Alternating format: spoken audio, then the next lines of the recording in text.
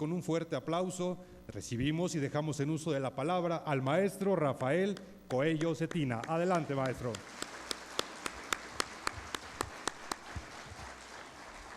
Muchas gracias, muy buenas tardes, un gusto estar aquí con ustedes.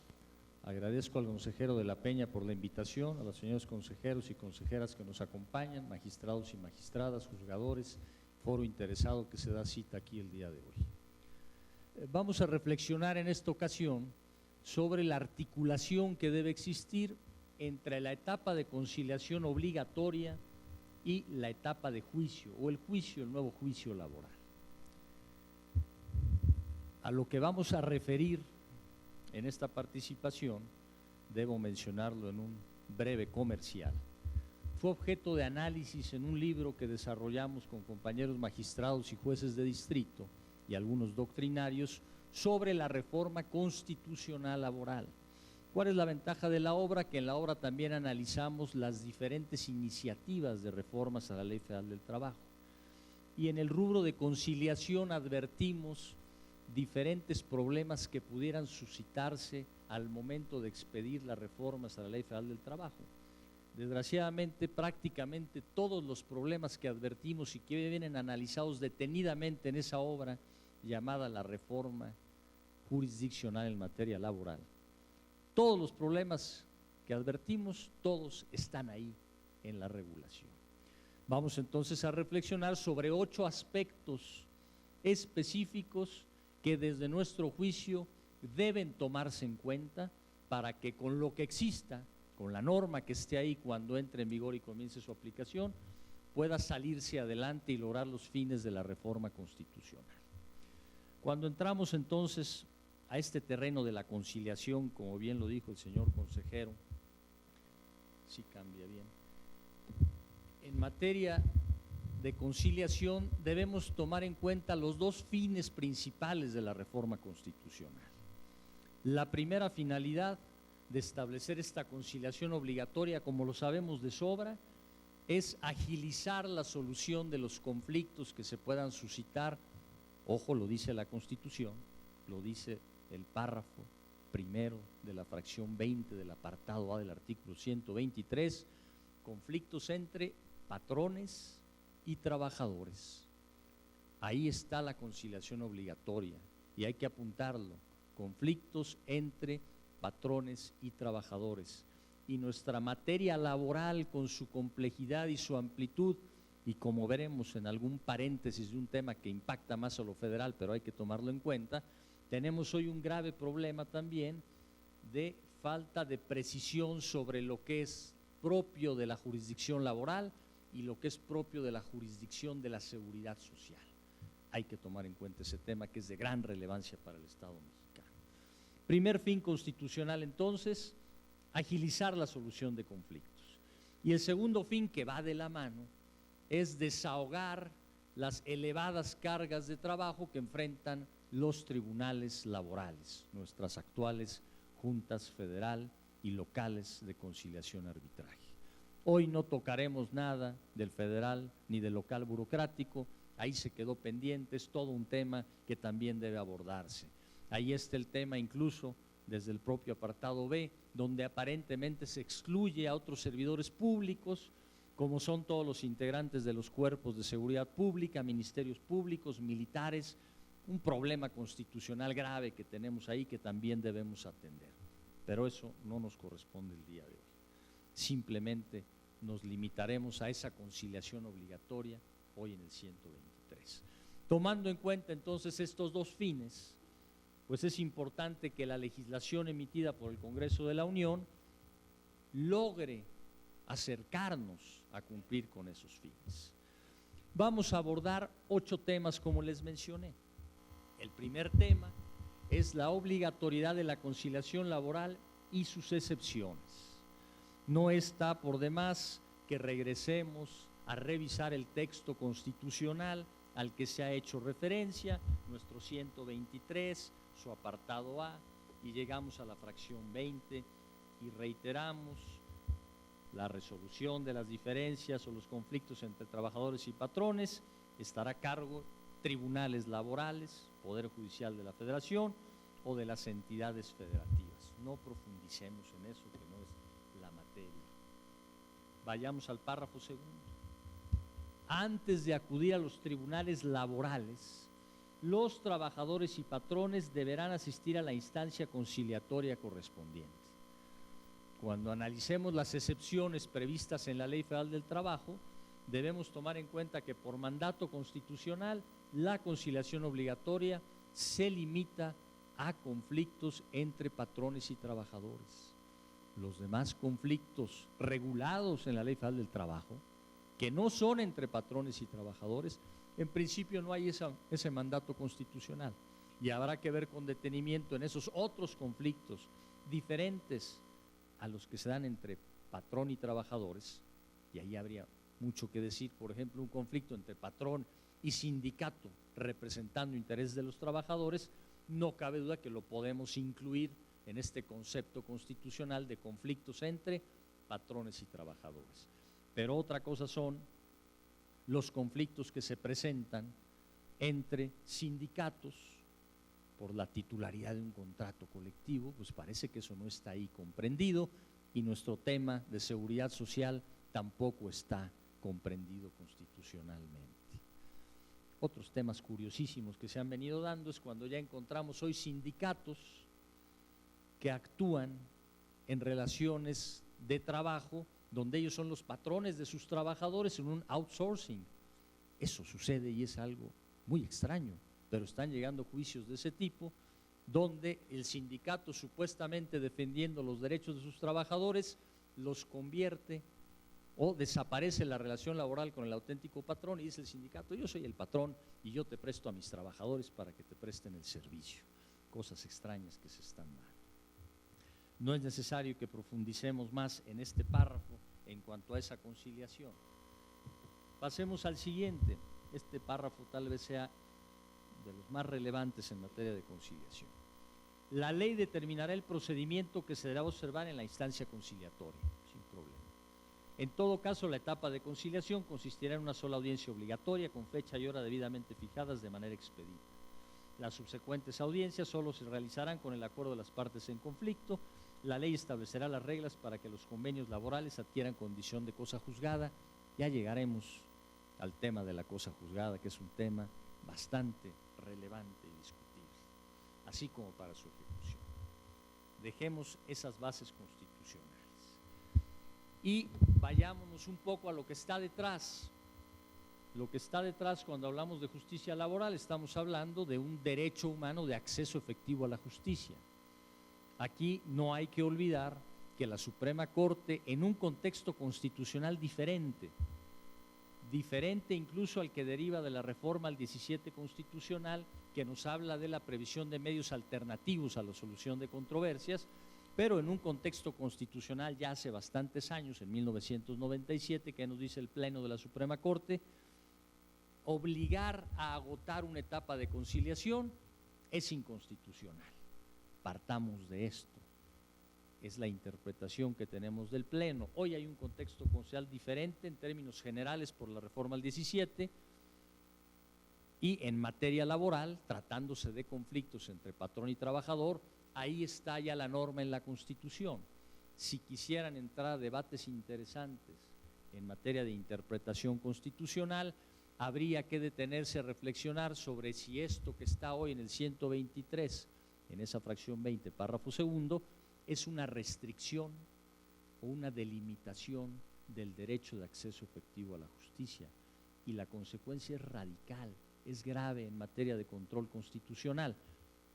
No para controlar ese párrafo, porque ese párrafo está en la Constitución, pero sí si advertimos que en la Ley Federal del Trabajo se expande esa obligación más allá de lo que prevé ese párrafo. ¿Por qué? Porque ahí tendríamos que reflexionar cómo controlar la constitucionalidad de ese supuesto normativo que va más allá de lo que exige el párrafo al que hemos referido de la Constitución. Es un tema importante porque, como bien saben, si se está restringiendo un derecho humano, quiere decir que le estamos quitando algo a los justiciables que les da la Constitución. Pero en materia de derecho de acceso a la justicia, habrá que ver qué les da la Constitución a los justiciables. Alguien diría, bueno, les da el derecho a que promuevan cuando quieran y como quieran los juicios? No, no es así. Es un derecho de configuración normativa, donde el legislador va a delimitar y en esa delimitación puede ir más allá de la Constitución y violarla. No profundizo, simplemente dejo el tema sentado. No es lo mismo una restricción que una delimitación, y la forma de controlar la constitucionalidad de ese tipo de normas generales ordinarias, delimitadoras o restrictivas, es diferente. Y hay debate metodológico importante entre los principialistas, comenzando por Alexi y la horda de alumnos que tienen el Estado mexicano, y por otro lado, la visión de Ferrajoli, que no es principialista, sino un intérprete integral subsuntivo de las normas fundamentales. Había mucho ahí que detenerse. Simplemente para mí es importante anunciar este problema de control constitucional que se puede enfrentar si encontramos en la Ley Federal del Trabajo algún supuesto de obligatoriedad de agotamiento de la conciliación que no está previsto expresamente en la Constitución. Vayamos ya a las excepciones a la obligatoriedad de la conciliación. ¿Qué nos dice el artículo 685 ter sobre esas excepciones? ¿Por qué? Pues porque las excepciones pueden afectar los fines de la reforma constitucional. Vamos viéndolas. Artículo 685 ter, quedan exceptuados de agotar la instancia conciliatoria cuando se trate de conflictos inherentes a, fracción primera, discriminación en el empleo y ocupación por embarazo, así como por razones de sexo, orientación sexual, raza, religión, origen étnico, condición social o acoso u hostigamiento sexual. ¿Qué quiere decir esto? Si el actor, hablamos del trabajador, sostiene que la rescisión de la relación laboral se sustenta en una situación de hecho que implica alguno de estos supuestos, no se le puede exigir válidamente que haya agotado la conciliación. Es decir, depende de los planteamientos que se hagan valer en la demanda. Y una rescisión que encuadre en la misma fracción del artículo 47 de la Ley Federal del Trabajo, dependiendo de cómo se defienda el trabajador, podrá saltarse esa etapa de conciliación obligatoria. Esto es discutible, sin duda, pero parece ser un riesgo donde va a depender de la pericia de quien asesore al trabajador, de que pueda o no saltarse la conciliación obligatoria. Y aquí va a ser una carga importante para el juez, incluso para el secretario instructor, que sabemos que va a tener funciones relevantes, el analizar y determinar cuándo no se cumplió con la obligación de agotar la conciliación obligatoria en virtud de que se ha actualizado o no esta primera excepción. Esta primera excepción entonces tiene demasiada amplitud porque depende de los planteamientos que realice el trabajador. El trabajador, sus pruebas sin duda podrán estar encaminadas a demostrar que no realizó la conducta que se le está atribuyendo, que encuadra en la fracción respectiva del artículo 47 de la Ley Federal del Trabajo. Pero en su argumentación podrá sostener que se le está rescindiendo por un hecho derivado de una discriminación y ofrecer pruebas también para acreditar que otros trabajadores incurrieron en la misma conducta y a pesar de ello no fueron objeto de la rescisión respectiva. Ahí hay entonces un riesgo, una puerta que puede ser demasiado amplia y depende del planteamiento que realice el actor. Fracción segunda, designación de beneficiarios por muerte. Pues me parece que no hay mayor problema. Está claro, es un supuesto muy concreto que va muy de la mano con la pretensión o la acción que se hace valer ante el tribunal respectivo. No va a depender del planteamiento. Fracción tercera, importante, prestaciones de seguridad social, riesgos de trabajo, maternidad, enfermedades, invalidez, vida, guarderías, prestaciones de especie, accidentes de trabajo. Por lo regular, todas las acciones vinculadas con este tipo de prestaciones implican demandar al Seguro Social. y por lo regular entonces implicarían que la competencia es federal.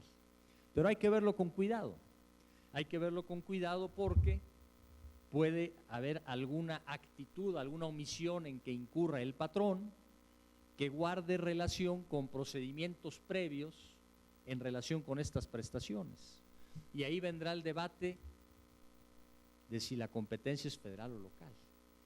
Ahí hay que revisar con todo detenimiento la ley federal del trabajo hoy, si es clara y precisa en cuanto a que la competencia es federal. Eso es importante revisarlo con detenimiento. Pero más allá de ese problema competencial, aquí lo primero que es relevante es que opera una excepción a la conciliación obligatoria. Para efectos de los tribunales federales, pues esto, para efectos prácticos, pues no les gusta mucho. ¿Por qué? Porque la gran carga de trabajo que hoy enfrenta la Junta Federal es en materia de seguridad social. Ahí está una gran carga de trabajo, con otros problemas adicionales. ¿Cuáles son esos problemas adicionales? Que no hay claridad sobre qué aspectos de seguridad social son competencia de los tribunales laborales y qué aspectos son competencia del Tribunal Federal de Justicia Administrativa. Hoy tenemos ya graves problemas donde el mismo problema jurídico es llevado por los trabajadores y por el patrón, cada uno a su jurisdicción, uno a la laboral y otro a la contenciosa administrativa. Ahí, como otro paréntesis, hay que asomarnos a lo que sucede, por ejemplo, en el Estado alemán, donde desde 1891 existe una jurisdicción de seguridad social que engloba todo lo que tenga que ver con la seguridad social para velar porque se le respete a todos los que se someten al orden jurídico alemán a que gocen de sus derechos derivados de la seguridad social. Hoy en nuestro país tenemos un problema fuerte en materia de seguridad social. Hay una dispersión grande en materia de instituciones, de juicios, de procedimientos, de autoridades en materia de seguridad social. Aquí hay un camino por andar importante, que a nivel federal se puede hacer algo por el Consejo de la Judicatura al especializar juzgados de distrito en materia de conflictos de seguridad social. Pero no basta especializarlos. Es como si especializaran juzgados en materia de competencia económica y telecomunicaciones y no dicen qué incluye esa materia. Se vuelve un peloteo tremendo y nadie sabe qué es competencia económica y telecomunicaciones. Eso pudiera suceder si el Consejo señala, este será el juzgado en materia de seguridad social. ¿Y qué es seguridad social? Habrá que precisarlo. La jurisprudencia también deberá aportar y no decir, pues todo lo que no sea laboral es seguridad social y que se parezca a alguna prestación. No, tiene que haber claridad. Aquí entonces hay una excepción que para algunos es innecesaria. ¿Por qué? Porque si fueran conflictos trabajadores seguro social, no opera la obligación constitucional de agotar la conciliación obligatoria. Sin embargo, hay que tener cuidado porque pueden existir conflictos de seguridad social donde no se va a demandar, como bien sabemos, al seguro social, sino al patrón. Claro, hay que ver la consecuencia, de a quién se va a condenar, quién debe ser llamado a juicio. Hay jurisprudencia interesante al respecto. Siguiente excepción, también de calado importante. La fracción cuarta nos dice, la tutela de derechos fundamentales y libertades públicas, ambos de carácter laboral, entendidos en estos rubros relacionados con. Y empieza, inciso A, libertad de asociación, libertad sindical, reconocimiento efectivo de negociación colectiva. Y entonces, conforme avanzamos en este inciso A, se van convirtiendo los conflictos en auténticos conflictos colectivos. En principio, pues una libertad de asociación puede ser de un trabajador que no quiere pertenecer, que quiere dejar de pertenecer. Libertad sindical va de la mano, pero ya si hablamos de reconocimiento efectivo de negociación colectiva, podemos estar hablando ya de esos nuevos procedimientos en materia de representatividad o lo que se ha llamado como derecho a la negociación colectiva, donde tienen que votar los trabajadores sobre el contenido de los convenios o de las modificaciones a esos contratos colectivos de trabajo. Aquí también la primera interrogante es, ¿opera o no esa obligación de conciliación obligatoria tratándose de algunos de esos conflictos colectivos, porque el debate se puede acabar de raíz. Es conflicto colectivo, no opera la obligación de conciliación, pero el patrón puede estar involucrado en ocasiones en esos conflictos colectivos. Entonces se vuelve complejo hasta dónde llega y hasta dónde es primero necesaria la excepción y después cuándo constitucionalmente sí tiene o no que agotarse la conciliación obligatoria en materia de conflictos colectivos. Trata laboral así como trabajo forzoso y obligatorio. El concepto de trata se viene ampliando y hay que tener cuidado, porque lo que algunos creían que era una relación laboral normal se puede convertir en una trata. Entonces habrá que ver con detenimiento la jurisprudencia, no solo de la Suprema Corte, sino convencional, sobre qué es trata laboral, cuándo se plantea la trata laboral. Trabajo infantil, sin duda, que ahí puede ser también algo que se ve demasiado, ese trabajo infantil. En ese caso, entonces, tampoco será necesario agotar la conciliación obligatoria. Para la actualización de estas excepciones se debe acreditar la existencia de indicios que generen al tribunal la razonable sospecha, apariencia o presunción de que se están vulnerando algunos de estos derechos, pero esto opera para la fracción cuarta. ¿Qué trascendencia tienen estas excepciones? Además de abrir la puerta y que no se agote la conciliación, tiene consecuencias procesales importantes tanto para los conciliadores como para el tribunal laboral. ¿Por qué? Si no hay obligación de conciliar, parece ser que no hay facultad del conciliador para decir no tienes obligación de conciliar, ¿no? Si tú quisiste conciliar, bienvenido, vamos a conciliar. Pero si se acude a juicio sin haber agotado la etapa de conciliación, ahí es clara la ley, y vamos a ver más adelante la fracción respectiva, es clara la ley, tiene que devolverse o remitirse la demanda al centro de conciliación, en un reencauzamiento que, como veremos, es favorable al acceso a la justicia.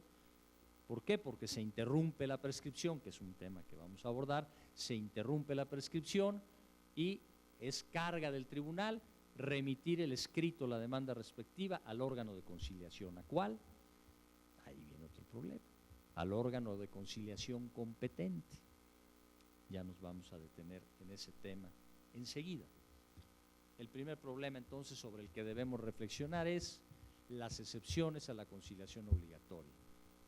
Primero las derivadas de la interpretación constitucional y después las derivadas de la ley y su aplicación.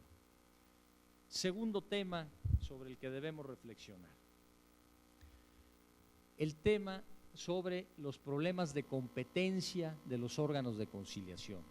Sabemos, y desde la Constitución, en esa fracción 20 se puede advertir con claridad que unos son los conflictos que le corresponden al organismo de conciliación federal y otros a los locales. Ya tenemos una distribución de competencias en la fracción 31 del apartado A. Ahí está distribuida la competencia entre federación y estados. Entonces no puede válidamente irse a conciliar al órgano que le plazca al trabajador, y la ley lo reconoce, como veremos más adelante. Y aquí otro paréntesis vale la pena mencionar, ustedes lo saben, este sistema de conciliación obligatoria tomó como ejemplo en alguna medida el sistema español. Lo toma como ejemplo, sin embargo, son muy diferentes las condiciones jurídicas de aquel orden jurídico al de nuestro orden jurídico. Primer gran diferencia, en España no tienen un problema de fuero federal y fuero local. La competencia es única, es nacional. Solo conocen los tribunales del Estado español de estos conflictos laborales. No hay mayor problema. Aquí sí. Aquí sí tenemos que determinar si le corresponde al organismo local o al organismo federal. ¿Cuáles van a ser las consecuencias de que se lleve a cabo la conciliación ante un órgano o un organismo que no es competente? Y nos asomamos entonces ya a este 684E, que tiene muchas particularidades y hay que verlo detenidamente. En este momento nos quedamos con la fracción quinta del 684E. Procedimiento de conciliación se tramitará conforme a las reglas siguientes. Nos dice la fracción quinta: al recibir la solicitud de conciliación, la autoridad conciliadora le asignará un número de identificación único y un buzón electrónico al interesado. Avancemos. Párrafo segundo. En caso de no ser competente, la autoridad conciliadora deberá remitir la solicitud al centro de conciliación competente vía electrónica, dentro de las 24 horas siguientes de recibida la solicitud, lo cual deberá notificar al solicitante para que acuda ante ella a continuar el procedimiento. Y luego agrega la ley, como pueden ver ustedes ahí, la autoridad conciliadora se pronunciará respecto de personas que tratan de solicitudes de personas morales. Pero aquí hay muchas interrogantes. ¿Qué está obligado el otro organismo de conciliación a aceptar que le están declinando la competencia y decir, sí, yo le entro? No, de ninguna manera. Por mandato del 16 párrafo primero de la Constitución, tiene que verificar si es competente o no. Y si determina que no es competente, ¿qué va a hacer? Pues la Ley Federal del Trabajo no dice nada. En alguna de las propuestas de reformas a la Ley Federal del Trabajo, se proponía que el conflicto que se suscitara, en este caso, se resolviera por un tribunal colegiado de circuito, porque se trata de jurisdicciones de fuero diferente, local y federal. Sin embargo, eso no quedó plasmado en la reforma. Entonces aquí tenemos una primera interrogante. ¿Qué debe hacer el órgano de conciliación que recibe la solicitud de conciliación? Obviamente no puede aceptar la competencia sin analizar si la tiene. Y si determina que no es competente, vendrá un buen problema. ¿Quién es el competente? Sepan ustedes hoy que, por ejemplo, en materia de responsabilidades administrativas, hoy tenemos un problema considerable. ¿Por qué? Porque se están dando conflictos entre la autoridad administrativa resolutora, incluso sustanciadora, y el Tribunal de Justicia Administrativa. Porque dice, no me toca a mí, le toca a la autoridad administrativa conocer. Y la administrativa dice, no, le toca al tribunal. Hay fuertes conflictos. Y lo que ha sucedido es que los colegiados concluyen, incluso la Suprema Corte, que no hay conflicto. Aparentemente hay algunos precedentes donde ya dicen, se va a hacer lo que diga el tribunal. Si el tribunal dijo que es allá, allá se queda. Pero eso después de años, y todavía no hay jurisprudencia al respecto. Entonces hoy tenemos ese problema. Se advierte de la mera lectura de estas reformas y es un problema que hay que resolver, me parece, antes de que entre en vigor. Hay que prever qué va a suceder con esos conflictos. ¿Por qué? Porque luego vienen otras preguntas importantes. Tal vez el centro de conciliación acepta la competencia. Sigue la conciliación, puede haber convenio o no haber convenio. Si hay convenio, vamos a la ejecución del convenio en su caso. Surge la interrogante.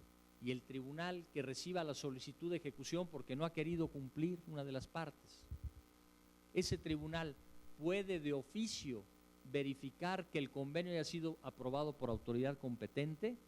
Dirá el tribunal, pues yo tengo hoy funciones de control constitucional difuso, derivadas del primero párrafo tercero, y debo velar porque se respeten los derechos humanos, entre otros el de seguridad jurídica. Y tú solo puedes ser afectado en tu esfera, parte en el conflicto, por una autoridad competente. Esa autoridad competente tuvo que aprobar el convenio y tuvo que velar porque no se violen derechos de los trabajadores, como lo dice la Constitución y la Ley Federal del Trabajo.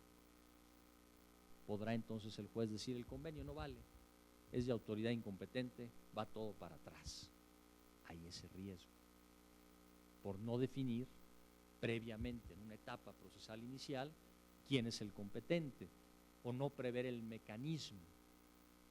¿Por qué? Porque también puede surgir que acepte su competencia el organismo de conciliación, emplaza al patrón y el patrón promueve amparo indirecto donde dice, no eres competente, tú no puedes conocer de este conflicto. Tú no puedes conocer de esta conciliación obligatoria. Tiene que ser el organismo federal o viceversa. ¿Ahí qué va a suceder? Que los 45 días para conciliar, pues ya van a ser un plazo mucho mayor. y se va a complicar la solución del conflicto laboral. Claro, al haberse presentado la solicitud, ya sabemos, se interrumpió la prescripción. Ahí no hay problema, hay claridad de que se interrumpe la prescripción. Pero hay múltiples interrogantes, entonces, por no definir la ley cómo resolver el problema de competencias. Esto no lo tienen los españoles, lo tenemos nosotros y debemos enfrentarlo y resolverlo de la mejor manera posible.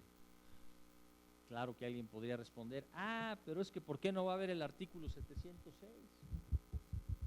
El 706 dice, será nulo todo lo actado ante el tribunal incompetente, salvo el acto de admisión de la demanda, lo dispuesto en tales artículos, o en su caso cuando se haya celebrado convenio que ponga fin al negocio en el periodo de conciliación. Y la Ley Federal del Trabajo está por encima del 16 párrafo primero, que exige que las autoridades competentes sean las que emitan actos de molestia, porque la aprobación de un convenio es un acto de molestia. No solo es de molestia, es privativo. Desincorpora derechos que le asistían previamente a las partes en el conflicto. Las partes aceptaron someterse a la conciliación. Ahí puede haber un debate interesante, pero me parece que sin duda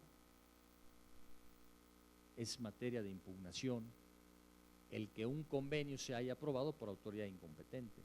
Y puede ser impugnación que se haga valer contra el convenio ya aprobado, o que un juez al momento de la ejecución, en un control difuso oficioso, determine que el convenio no vale porque no fue celebrado ante autoridad competente. Hay riesgos, ahí están los riesgos.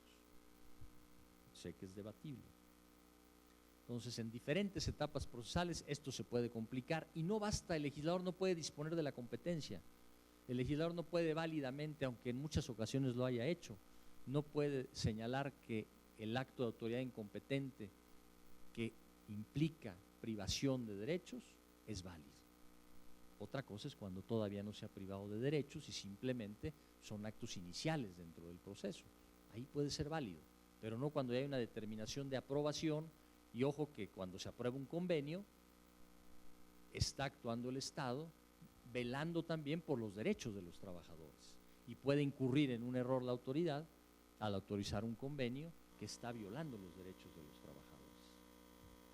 Ese es entonces el segundo problema sobre el que les llamo la atención. El tercer tema interesante tiene que ver con la conciliación obligatoria y la prescripción de la acción del trabajador. Aquí vamos al 518, prescriben en 2 meses las acciones de los trabajadores. Nos dice, pues la prescripción corre a partir del día siguiente a la fecha de la separación. Y este párrafo muy importante. Este término se suspenderá a partir de la fecha de presentación de la solicitud de conciliación a que se refiere el 684B.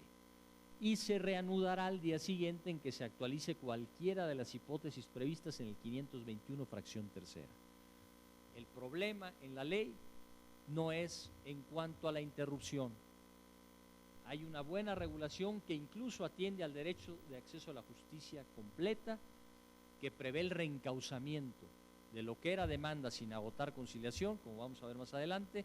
El legislador obliga, como ya lo mencionamos, al juez a regresarlo al órgano de conciliación. Eso está muy bien. El problema no está ahí. El problema es el reinicio del plazo y la certeza tanto para el trabajador como para el patrón. Como veremos, el sistema no da certeza. El establecer que esta etapa de conciliación obligatoria sea previa antes de acudir ante un juez tiene muchos problemas, muchas consecuencias negativas. Las que hemos venido mencionando no las tendríamos si primero hubiera una etapa prejudicial donde estos presupuestos procesales, incluso el emplazamiento al patrón, quedara solventado en sede judicial, porque el emplazamiento es otro tema. Si lo emplazaron mal a la conciliación, ¿qué efectos va a tener sobre la validez del juicio si no tuvo la oportunidad de acudir a conciliar? Ahí hay otro problema. Entonces, optar por esta conciliación sin haber tocado antes sede judicial implica todos los problemas que estamos viendo en este momento. El de prescripción, pues como puede ser que la conciliación o no asistan las partes o sea infructuosa, pues no puede haber ya desaparecido el plazo de prescripción, parece lógico. No hubo conciliación, no queda al arbitrio del trabajador cuando quiera ir a promover su demanda. Se tiene que reiniciar el plazo. Pero hay que darle certeza al trabajador y también al patrón de cuándo reinicia el plazo de prescripción. Aquí nos dice este párrafo: se reanudará al día siguiente en que se actualice cualquiera de las hipótesis previstas en el 521 fracción tercera. Vamos a ver entonces cuáles son las hipótesis del 521 fracción tercera. Llegamos al 521, que nos dice: la prescripción se interrumpe. Primera fracción, como les dije, no hay problema. Por la sola presentación de la demanda o de cualquier promoción ante el tribunal. Si quien promueve omitió agotar el procedimiento de conciliación, no estando eximido de hacerlo, el tribunal, sin fijar competencia, lo remite a la autoridad conciliadora competente. Pues al remitirlo a la competente está fijando competencia de alguna manera, porque está valorando que es federal o local el conflicto. Lo tiene que remitir a la competente para que inicie el procedimiento de conciliación establecido en el título 13. No es obstáculo para la interrupción que el tribunal sea incompetente. No es obstáculo. Aquí puede surgir entonces la interrogante si se interrumpió la prescripción porque se promoviera la demanda cuando no se agotó la conciliación. A mí me parece que la interpretación más favorable es que ante el error de acudir ante el juez y no haber agotado la conciliación, aquí está implícito que se interrumpió la prescripción, y no sostener que esta interrupción solamente opera cuando no había que agotar la conciliación. Me parece que si se equivoca el trabajador, también está interrumpiendo la prescripción. Tiene que remitir el tribunal, ya lo dijimos. Fracción primera, no hay mayor problema. Fracción tercera, por la presentación de la solicitud de conciliación a que se refiere el 684B. La presentación de la solicitud de conciliación interrumpe prescripción. Hay que tener cuidado del tema que les acabo de mencionar. ¿Por qué? Porque puede algún tribunal realizar una interpretación demasiado literal y rigorista y decir: no, tú presentaste aquí primero ante el juez tu solicitud, demanda, no agotaste conciliación, no interrumpiste. Yo la reencauzo y la mando al de conciliación, y cuando llega al de conciliación, ahí se interrumpe la prescripción. Me parece que no, me parece que hay que interpretar la fracción primera en el sentido de que presentada la demanda hay una interrupción de prescripción porque está la manifestación de voluntad del trabajador que tiene la intención de demandar al patrón, que se está equivocando en no agotar la conciliación obligatoria. Pero bueno, vayamos al caso de que se presenta la solicitud, se interrumpe, ¿y cuándo va a reiniciar? Que ese es nuestro problema. Nos dice: la interrupción cesará a partir del día siguiente en que el centro de conciliación expida la constancia de no conciliación o en su caso se determine el archivo del expediente por falta de interés de parte. Ahí están los dos grandes supuestos que hay que tenerlos bien claros cuando operan. Primer supuesto, se expida la constancia de conciliación, perdón, de no conciliación. Segundo supuesto, se determine el archivo del expediente por falta de interés de parte. En ese momento reinicia el plazo de los dos meses de prescripción. ¿Cuándo se reanuda? ¿Está muy claro? Vamos a ver qué nos dice la ley sobre cuándo tienen lugar estos dos pronunciamientos del órgano de conciliación, que habrá que notificarlos. Reiniciará una vez que se notifiquen, o reinicia, parece ser, desde que se dicta el proveído. De una primera lectura dirían: pues se dicta la determinación del órgano y ahí reinicia, al día siguiente reinicia el plazo. No hay por qué esperar a que se les notifique. La ley no distingue y señala claramente, como lo vimos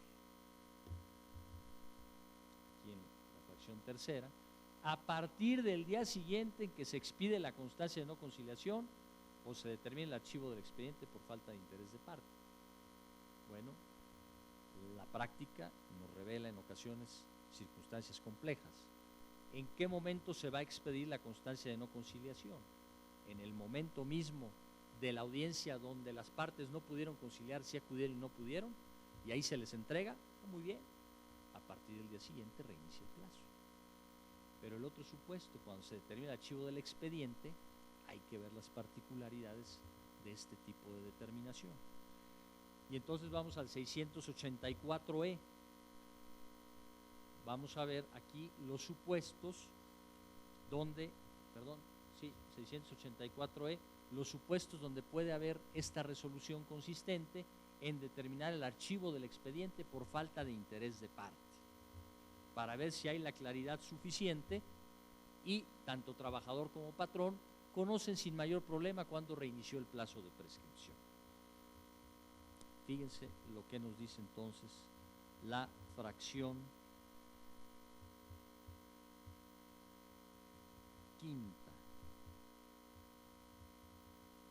la fracción sexta, que es el caso de la conciliación que se va a presentar personalmente por ambas partes.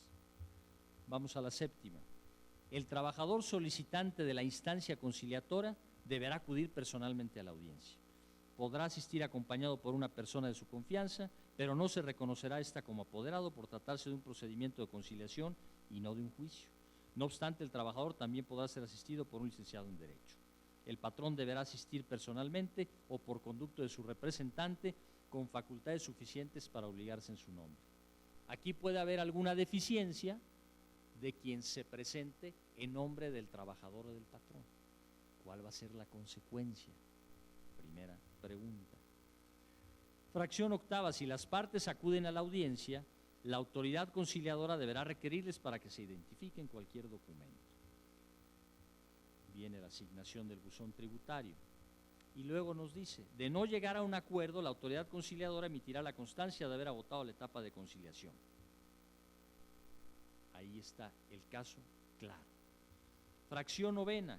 Ojo, porque esto va a repercutir. Cuando alguna de las partes o ambas no comparezcan a la audiencia de conciliación, y dice por causa justificada, es decir, pueden dejar de asistir, pero si lo hacen por causa justificada, nos dice la norma, se señalará nueva fecha y hora para la celebración de la audiencia, misma que deberá realizarse entre los 5 días siguientes. Aquí dejamos entre paréntesis, no asiste el trabajador. ¿Cuál es la consecuencia? ¿Y en qué momento vendrá la determinación de que no hay interés porque no asistió el trabajador? Porque el trabajador no asiste, pues porque tuvo un accidente o cualquier causa justificada. ¿En qué momento va a reiniciar el plazo? Tiene un plazo para ir a acreditar la justificación de su ausencia y vencido ese plazo, entonces ya podrá venir la consecuencia. ¿La norma lo dice? No lo dice, ¿verdad? Dice la fracción décima, si a la audiencia de conciliación solo comparece el solicitante, la autoridad conciliadora emitirá la constancia de haber agotado la etapa de conciliación. Se emite la constancia. Reinicia el plazo.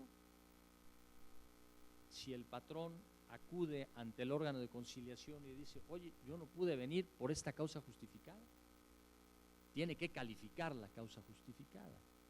Y eso va a impactar en el reinicio del plazo. ¿O se va a volver a interrumpir? ¿Ya reinició? Ahí hay interrogantes interesantes. ¿Qué medidas puede adoptar el órgano de conciliación para darle certeza a las partes en este supuesto, en este primer supuesto que está ahí asomándose? El patrón no asistió, pero no sabemos si dejó de asistir por falta justificada o por otro motivo. Si él acredita que fue por causa justificada, ¿y qué plazo tiene para acreditar que fue por causa justificada? Pareciera que le tendría que dar entonces el órgano de conciliación un plazo para que acredite y no emitir la constancia. En todo caso, que lo haga y que haya certeza sobre esto, aplicando supletoriamente, si es que no hay en la ley una norma que nos diga con toda claridad que cuando no hay plazos, operará el plazo de 3 días. Le da entonces su plazo de 3 días. Transcurrido el plazo, no viene a justificar, entonces ya emite la constancia. ¿Y cuándo tiene noticia el trabajador de que se emitió esa constancia? bueno, pues se le notificará por alguno de los medios y a partir del día siguiente reiniciará el plazo de prescripción. Me parece que esa es una forma en la que podría darse certeza al patrón y al trabajador. Luego nos dice, el caso también donde no asiste el trabajador, o el caso simplemente donde quien acude en representación del patrón no tiene atribuciones, no tiene facultades para obligarse en nombre del patrón. Ahí también hay un problema. ¿Podrá justificarse esto? ¿Un error? ¿Desconocía el patrón el alcance del mandato? Parece que ahí no puede haber justificación. Ahí en ese caso entonces me parece que no hay por qué requerir al patrón para que justifique. Quien acudió no tiene la atribución que exige la ley, se acabó y ahí se puede entonces sostener que no acudió y emitir la constancia. Pero son aspectos sobre los que hay que reflexionar para dar claridad sobre el reinicio de la prescripción. No nos detenemos más porque nos faltan varios temas que abordar. Conciliación y medidas cautelares. Estamos ahí, nos falta una. Conciliación y medidas cautelares. Ese es otro tema muy interesante. ¿Qué sucede en el sistema español? Pues que en el sistema español, si por algún motivo, causa extraña, resulta que el patrón es insolvente o se desaparece, hay un fondo al cual contribuye tanto el Estado como los patrones, que va a responder por los derechos de los trabajadores. En México eso no existe. Eso no existe y en ocasiones llega a suceder que si el juez o la junta no dicta desde el inicio del juicio la medida cautelar adecuada, los bienes se dilapidan, desaparece el patrón, desaparece la empresa. ¿Cuál es el riesgo entonces con la conciliación obligatoria previa a acudir a juicio? El riesgo es no contar con una medida cautelar y advertirle al patrón que se le va a demandar. Y el patrón verá cómo extiende esos 45 días o a veces los 45 le van a ser suficientes para desaparecer. Y no va a haber forma de lograr que alguien proteja los intereses de los trabajadores. Esto nuevamente por no acudir a juicio, a una etapa prejudicial, donde puedan revisarse la necesidad de medidas cautelares o incluso verificar otros presupuestos procesales. ¿Qué nos dice hoy la Ley Federal del Trabajo en materia de medidas cautelares? 37. El secretario instructor del tribunal podrá decretar las siguientes providencias. Fracción primera, prohibición de salir del territorio nacional de una población cuando haya temor de que se ausente u oculte la persona contra quien se entable o se haya entablado una demanda. Habrá supuestos, habrá que darle elementos al juez para que advierta que se puede actualizar la apariencia del buen derecho y el peligro en la demora que están detrás de esta causa que justifica la medida cautelar. Embargo precautorio, ¿verdad?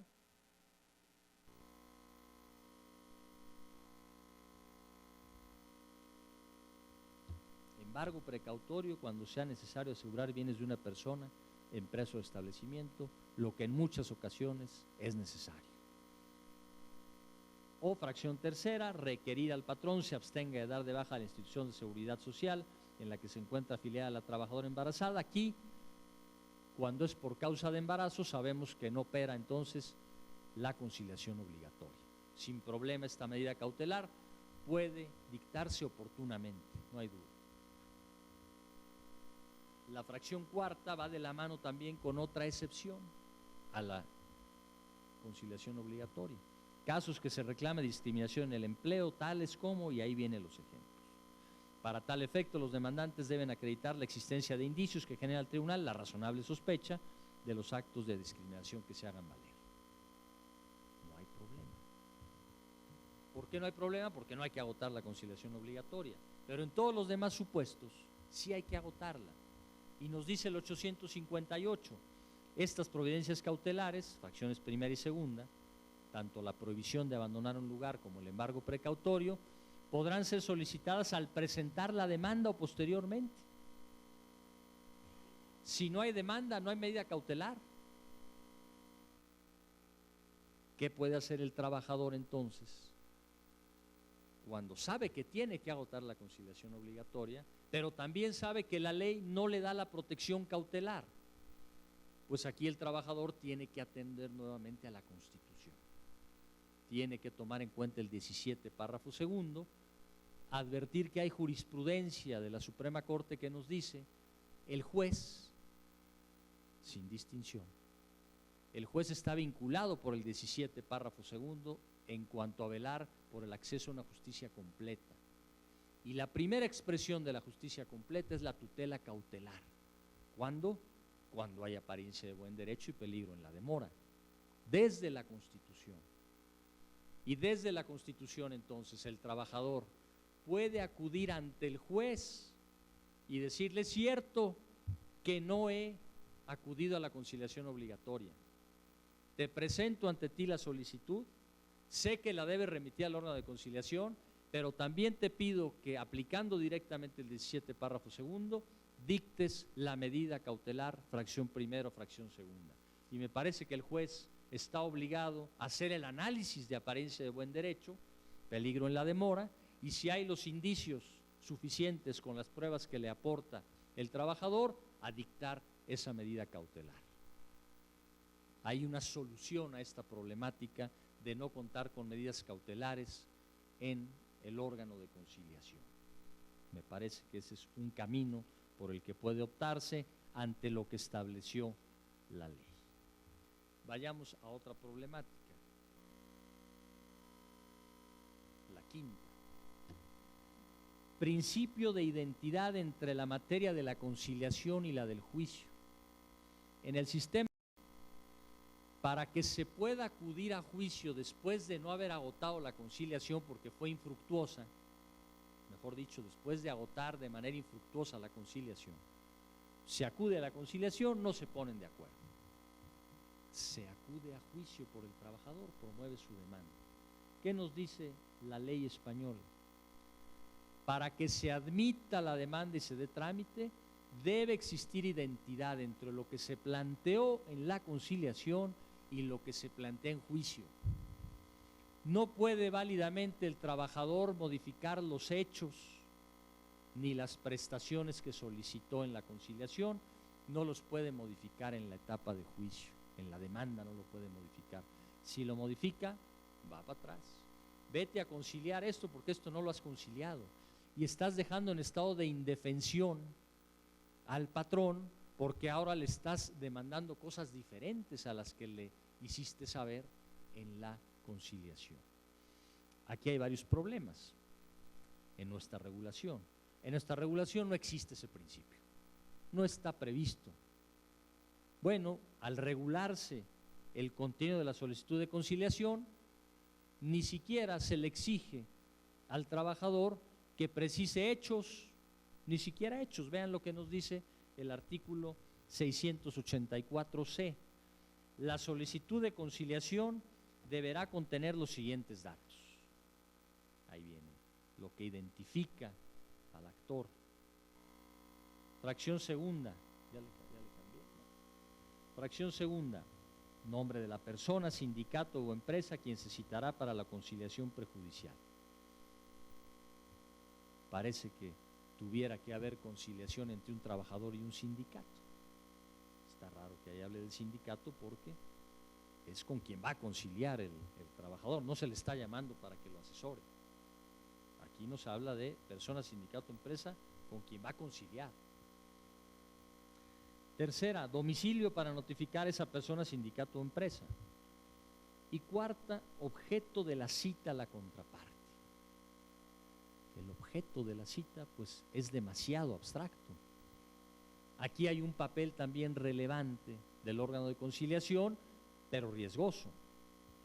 Riesgoso, ¿por qué? Porque ante una imprecisión elevada de este objeto de la cita, si le exige que lo precise, pues puede el trabajador no estar de acuerdo y decir: yo no tengo por qué precisar más. Hasta ahí llego. Ya con eso llama al patrón.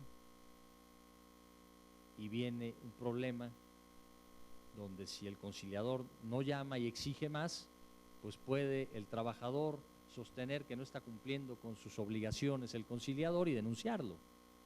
Es decir, el conciliador ahí está en incertidumbre hasta dónde puede llegar su auxilio que prevé la ley para que se precise el objeto de la conciliación.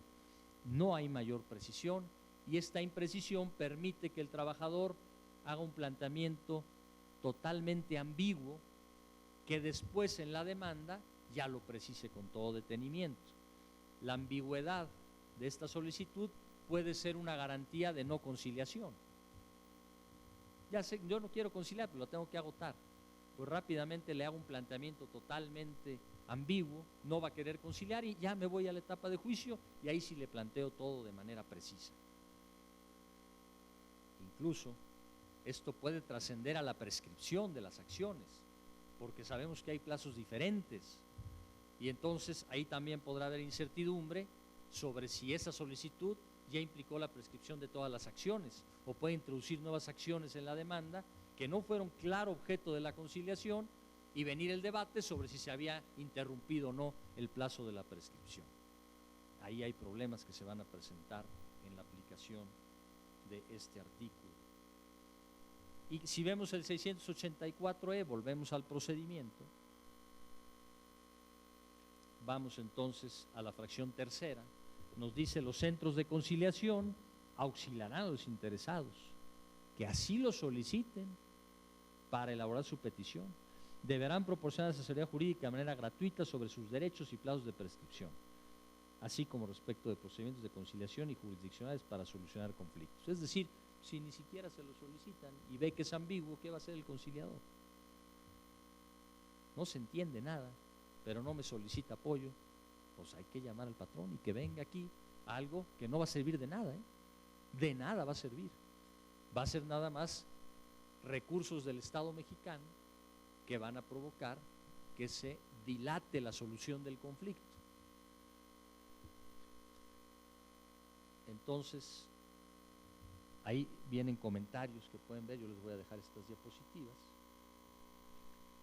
pero hay que tomar en cuenta otro problema fuerte que no existe en España, y es el alcance de la suplencia de la deficiencia de la demanda. Obviamente el legislador no redujo el alcance de la tutela a los derechos de los trabajadores a través de esta suplencia. Para evitar problemas dijo: no la toco, la regulo un poquito de manera diferente, la muevo un poco de artículo ahí. Pero vemos el 685 en el párrafo tercero, que nos dice: cuando la demanda del trabajador sea incompleta en cuanto a que no comprenda todas las prestaciones que de acuerdo con la ley deriven de la acción intentada o procedente, pues va a subsanar esas deficiencias. Y hay jurisprudencia muy interesante hasta dónde llega esa suplencia. ¿Cómo va a poder operar el principio de identidad en nuestro orden jurídico si la conciliación basta que ponga el objeto? Y respecto de la demanda, hay la carga del tribunal de suplir las deficiencias y meter prestaciones que no pidió en la conciliación. Pues no va a haber identidad. Y al no haber identidad, se sientan las bases para que la conciliación se desincentive. ¿Por qué? Porque se va a ir a conciliar sobre lo que se le ocurra al trabajador. Y le va a convenir en muchas ocasiones no plantear bien su solicitud de conciliación, sobre todo como una estrategia de defensa, para escuchar qué le va a decir el patrón en la audiencia. No se va a abrir a plenitud y cuando llegue a juicio puede tener elementos importantes que no tenía y mejorar su demanda. Y esto no solo opera a favor del trabajador, también pudiera en algunos casos operar a favor del patrón. Va a depender de la pericia de los representantes de las partes, pero se abren espacios para que no se dé ni una igualdad de armas ni una equidad entre las partes. Ahí está ese tema entonces que me parece muy interesante, tampoco nos detenemos demasiado en él, porque ya vemos la demanda, ahí sí se habla de las prestaciones, hay una serie de precisiones que sí se exigen en la demanda que no están aquí. Y otro problema que nos parece de la mayor relevancia son los límites materiales de la conciliación. Dicho en otras palabras, qué podemos conciliar y qué no podemos conciliar. Porque si no hay certeza de qué podemos conciliar, pues ¿para qué conciliamos? Si después me van a salir con que renuncié a mis derechos, o el patrón dice, si me van a salir con que renunció a sus derechos, ¿para qué voy a la conciliación? ¿De qué me sirve? ¿Qué nos dice el artículo 33? Es nula la renuncia que los trabajadores hagan de salarios devengados, indemnizaciones y demás prestaciones que deriven de los servicios prestados, cualquiera que sea la forma de denominación que se le dé. No puede renunciarse a esto. Todo convenio o liquidación, para ser válido, deberá hacerse por escrito y contener una relación circunstanciada de los hechos que lo motiven y derechos comprendidos en él. Será ratificado ante centros de conciliación o al tribunal según corresponda, que lo aprobará siempre que no contenga renuncia de los derechos de los trabajadores. Muy importante, el órgano de conciliación no se limita a conciliar, a proponer y a verificar que se ratifique la propuesta de las partes. El órgano de conciliación tiene que aprobar, y esa aprobación es donde yo les hablaba de un acto prácticamente de privación de derechos. Puede haber privación de derechos para los trabajadores, cuando menos, sin duda. Y ese es un acto de autoridad que debe emitirse por la autoridad competente y respetar lo que dice la Constitución y este artículo 33. ¿Qué pueden renunciar y qué no pueden renunciar? ¿Pueden renunciar a algo? Pues es que si no pueden renunciar a nada, ¿de qué va a versar? ¿Sobre qué va a versar la conciliación? El patrón dirá, bueno, voy a conciliar para aceptar, respetar los derechos del trabajador y todo lo que él está pidiendo.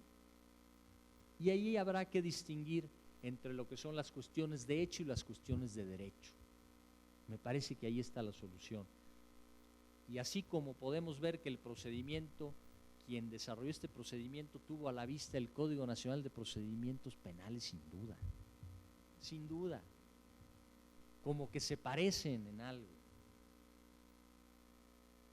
Y hay que recordar lo que son los acuerdos probatorios en la materia procesal penal, esa novedad en la etapa intermedia. Aquí parece ser que la única forma de conciliar sin violar la Constitución y la Ley Federal del Trabajo va a ser los acuerdos probatorios que estén contenidos en el convenio sobre los hechos. Y entonces el trabajador aceptar, bueno, pues aunque yo sostengo que trabajé tantas horas extras, acepto que trabajé menos. Y a partir de ello, entonces, derivado del convenio, el patrón pagará menos de lo que originalmente yo reclamaba. Ahí no hay renuncia de derechos, ahí hay un acuerdo, por así decirlo, probatorio de hechos. Estamos de acuerdo en que estos son los hechos, y a partir de esos hechos se disminuye lo que tendría que pagar el patrón. Pero esto se vuelve muy relevante para que operen estos acuerdos probatorios, por así denominarlos, el momento procesal en el que se da la conciliación, porque no será lo mismo lo que se plantea en la solicitud ante un órgano de conciliación, donde no se plantea bajo una protesta de decir verdad, no hay una falsedad de declaraciones al parecer, a diferencia de acudir ante el juez y ante el juez sí señalar cuáles son los hechos y después cambiarlos. ¿Cómo los va a cambiar? Le dirá el patrón ahí ante el juez, pues ya incurriste en un delito, estás aceptando que es falso lo que declaraste. O tú, juez, estás convalidando que acordemos pagarle menos de lo que corresponde conforme a los hechos que él está manifestando en su demanda. O tendría que retractarse de esos hechos. Es todo un problema. Entonces ahí sigue el artículo 33 y fíjense lo que nos dice el último párrafo: cuando el convenio sea celebrado sin la intervención de las autoridades, será susceptible de ser reclamada la nulidad ante el tribunal, solamente de aquello que contenga renuncia de derechos de los trabajadores, conservando su validez el resto de las cláusulas convenidas. Cuando el convenio sea celebrado sin intervención, todos los convenios prejudiciales, por ejemplo, del 987, finiquitos, todos esos convenios. Entonces nos dice la ley, eso sí es impugnable su nulidad ante el tribunal. Como veremos más adelante, esto de su interpretación sistemática no revela la intención del legislador de que los convenios aprobados por los órganos de conciliación no sean impugnables. Ya nos detendremos en unos minutos. Pero esto lo confirma este párrafo último del 33. Nos dice, los que son impugnables por renuncia de derechos son aquellos que se celebraron sin la intervención de autoridades. Y nos vamos al 987, ¿verdad? Cuando los trabajadores y patrones lleguen a un convenio o liquidación fuera de juicio, podrán concurrir ante los centros de conciliación solicitando su aprobación y ratificación en los términos que señala el párrafo segundo del 33. Pero si nos regresamos al párrafo segundo del 33, pues simple y llanamente nos dice que no puede haber renuncia de derechos. No nos habla de un camino vía acuerdos probatorios para que no haya esa renuncia de derechos.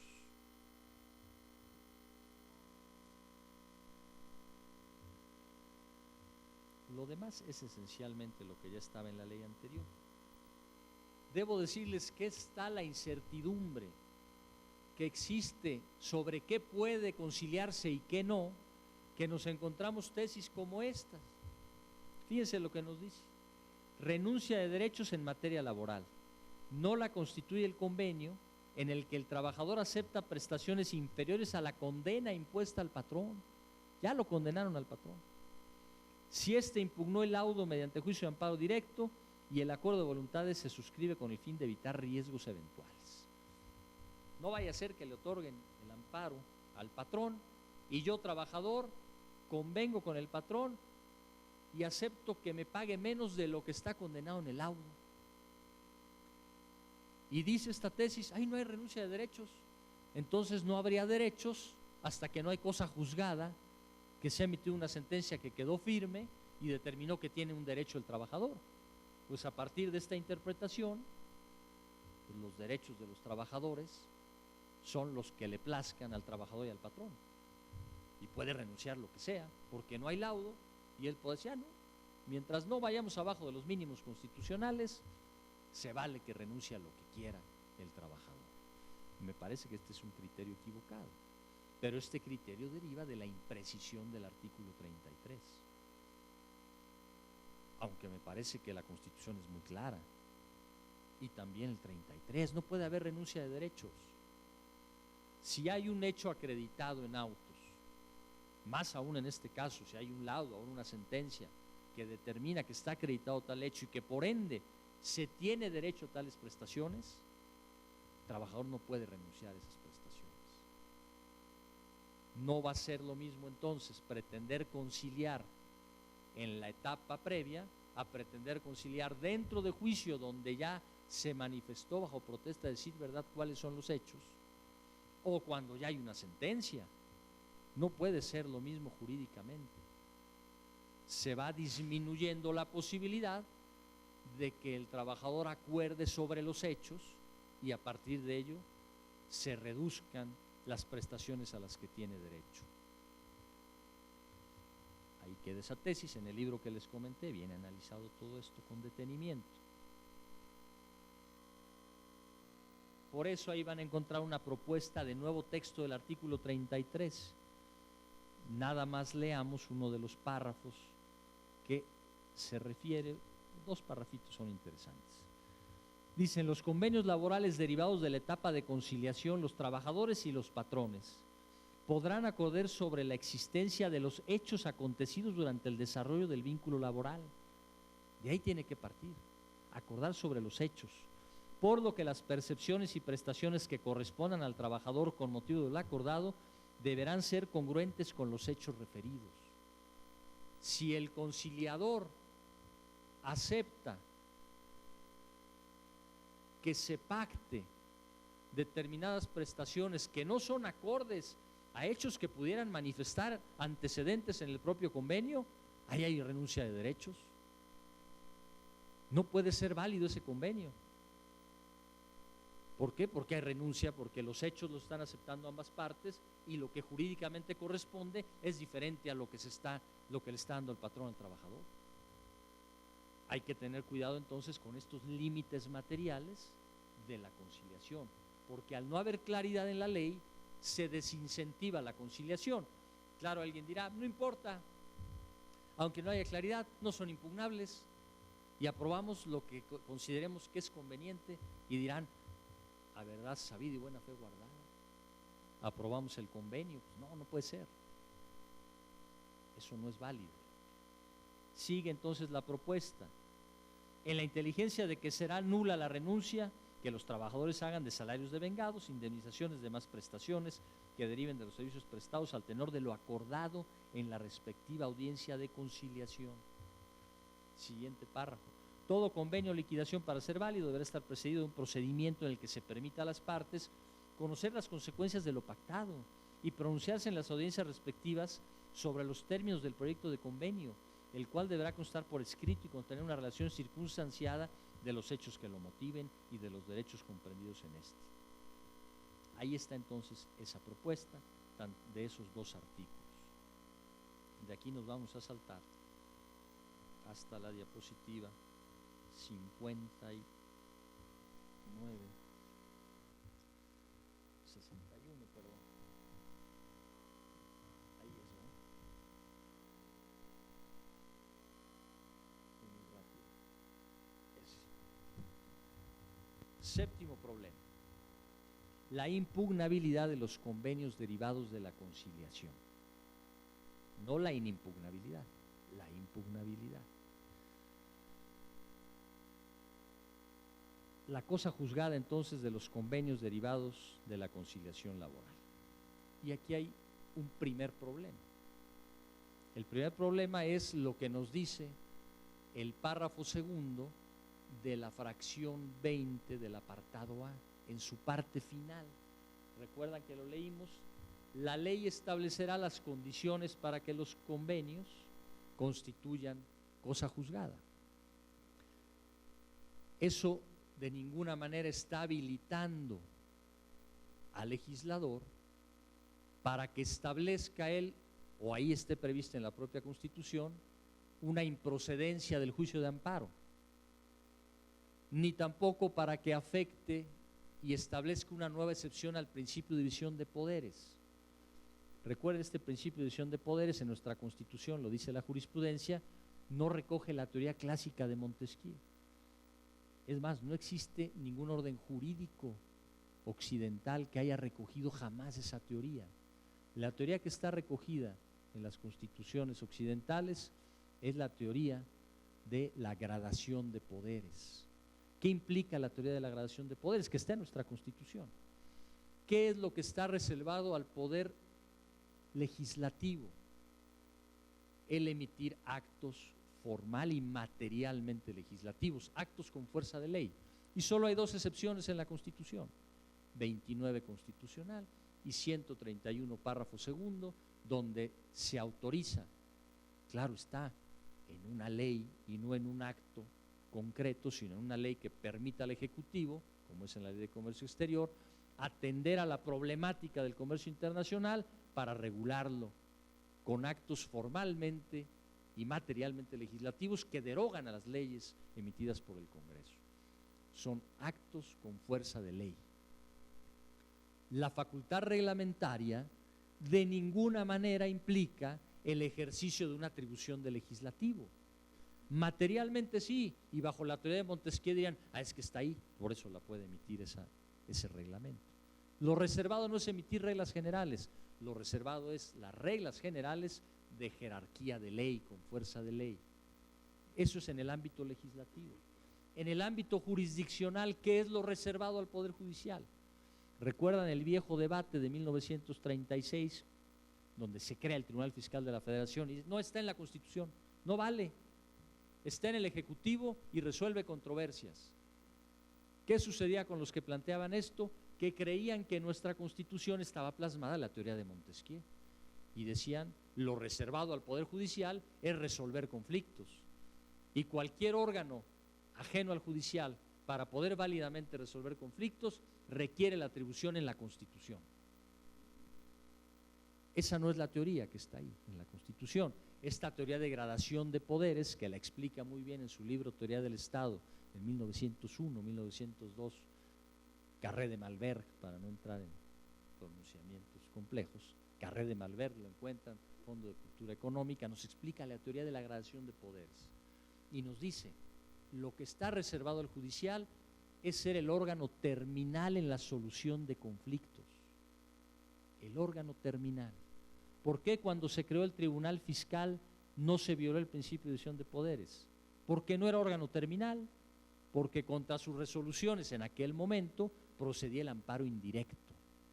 Después ya se reformó la ley, se incluyen los tribunales administrativos para hacer impugnables sus resoluciones en amparo directo.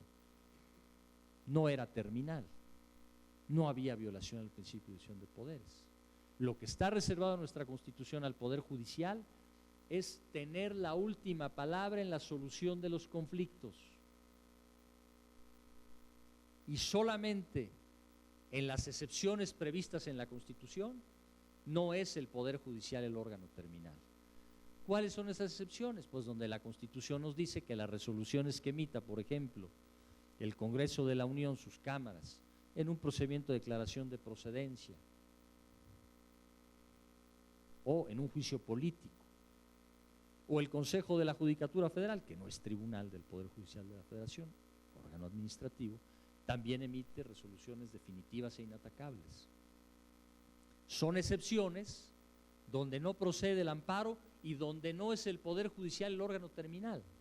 Ahí están en la Constitución. ¿Qué sucede con estos convenios? Estos convenios resuelven un conflicto. Son un acto de autoridad cuando se aprueban, un acto que modifica la esfera jurídica de las partes y que si no se cumple se tiene que ejecutar ante un tribunal. Por ende, son actos materialmente jurisdiccionales. Y además de ser materialmente jurisdiccionales porque ponen fin a la contienda, no pueden ser, al provenir de una autoridad administrativa, definitivos e inatacables, salvo que la Constitución lo dijera. Ahí sí estaría la previsión en la Constitución, señalando que son definitivas e inatacables las resoluciones de los órganos de conciliación. Pero eso no dice la Constitución. La Constitución solo dice, la ley va a establecer las condiciones para que adquieran cosa juzgada. Y es importante porque nuestras leyes procesales en ocasiones nos dicen que las sentencias adquieren el carácter de cosa juzgada cuando aún ni siquiera se acude al amparo.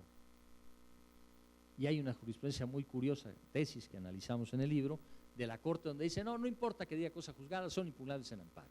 Y no debe entenderse como inatacabilidad, sino como otra cosa que quién sabe qué quiere decir la tesis, pero dice que es cosa juzgada diferente a inatacabilidad.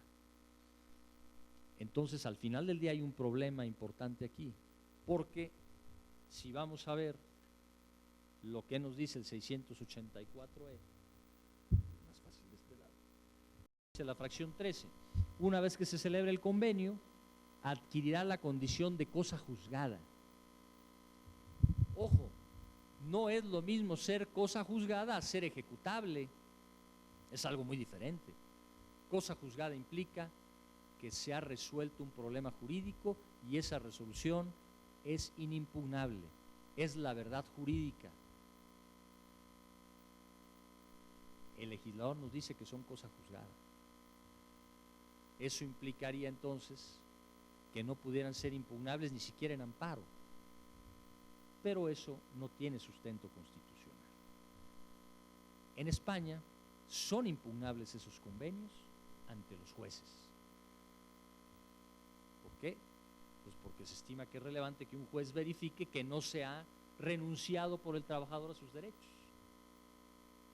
Y hay debate también en España sobre cuándo hay renuncia o no a los derechos a través de la celebración de un convenio. Entonces, muy importante este tema. Los convenios de conciliación constitucionalmente no pueden ser definitivos e inatacables, sino que pueden ser impugnables. La ley no da claridad y difícilmente se va a aceptar que sean impugnables en la jurisdicción ordinaria laboral.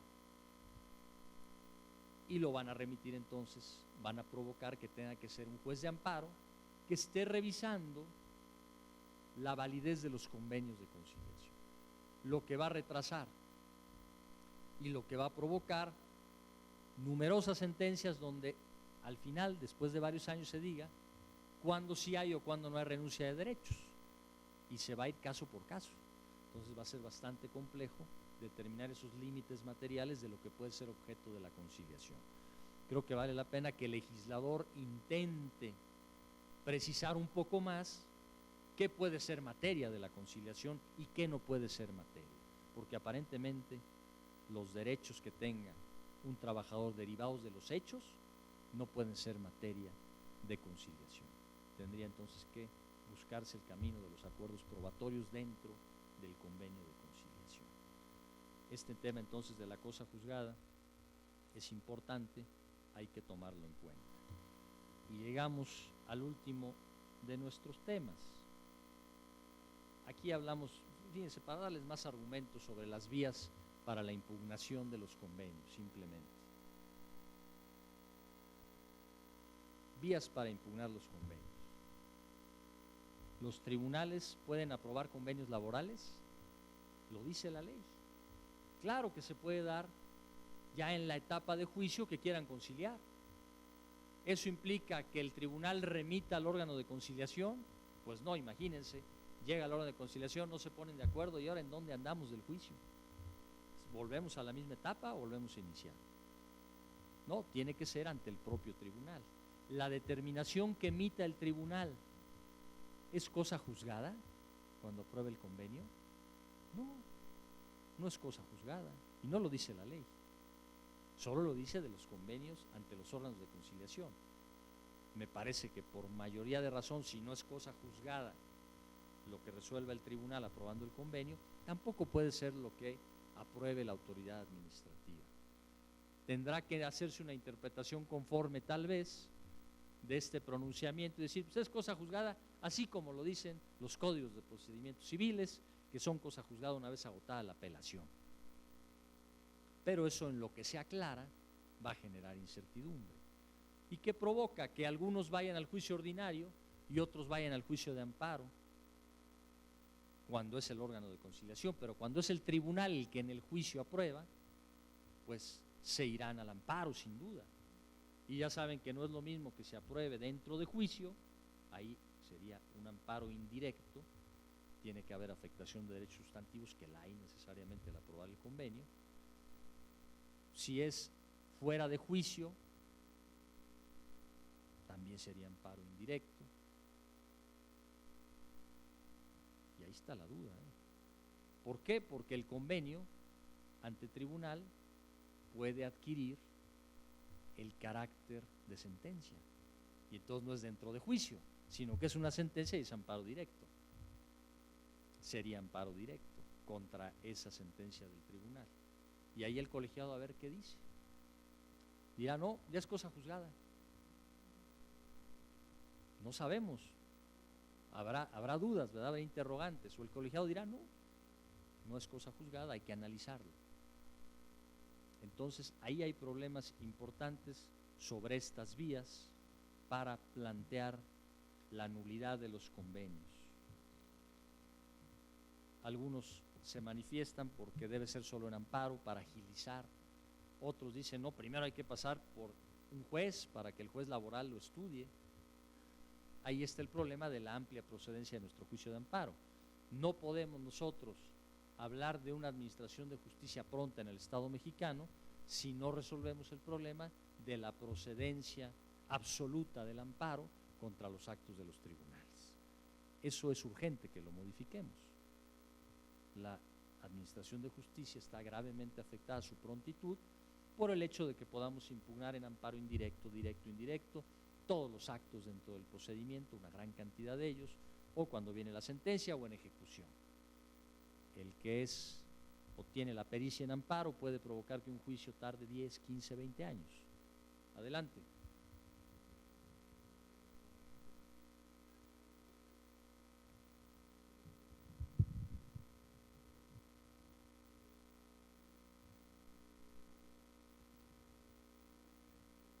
En la Ley Federal del Trabajo no hay recurso contra la sentencia, no hay recurso. Había una iniciativa que proponía establecer los recursos, porque hay un debate ahí sobre un derecho al recurso, un supuesto al derecho al recurso, que es muy discutible que existe el derecho al recurso, salvo en la materia penal, donde está convencionalmente establecido.